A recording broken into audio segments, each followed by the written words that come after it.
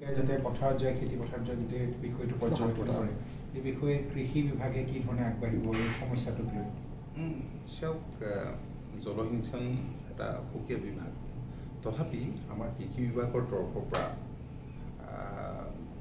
ক্ষুদ্ৰ জলসিঞ্চনৰ ব্যৱস্থা কৰা হয় আৰু PDMC যি আছে পাৰ ড্ৰপ মোৰ ক্ৰপ এই আঁচনিৰ জৰিয়তে প্ৰায়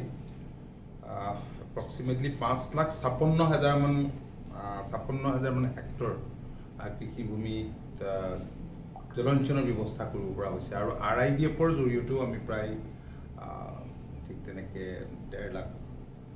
হেক্টৰ মান আমি কভাৰ কৰিব পাৰিছোঁ আৰু আমাৰ কাৰ্যকালতে আমি প্ৰায় 72,000 মান আমি STW আমি দিছোঁ।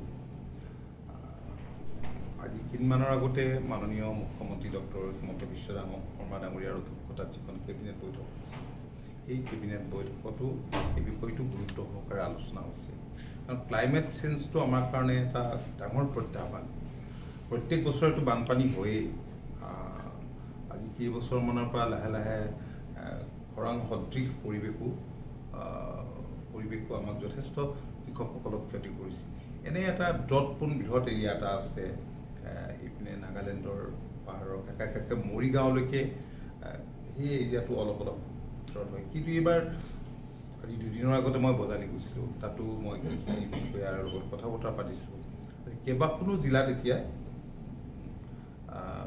খৰাং সদৃশ পৰিৱেশৰ সৃষ্টি হৈছে খৰাঙেই হৈছে আচলতে যিটো সময়ত মানুহে এতিয়া পথাৰত ধান ৰুব লাগে এই সময়ছোৱাত এনেধৰণৰ হোৱাটো এটা ডাঙৰ প্ৰত্যাহ্বান আমাৰ কৃষকৰ কাৰণে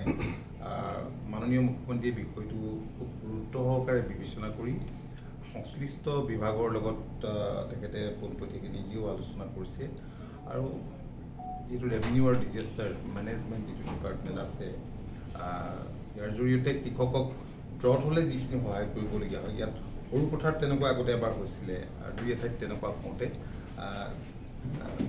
কৃষকক সকাহ দিয়া হৈছিল এতিয়া এটা বিষয় যিহেতু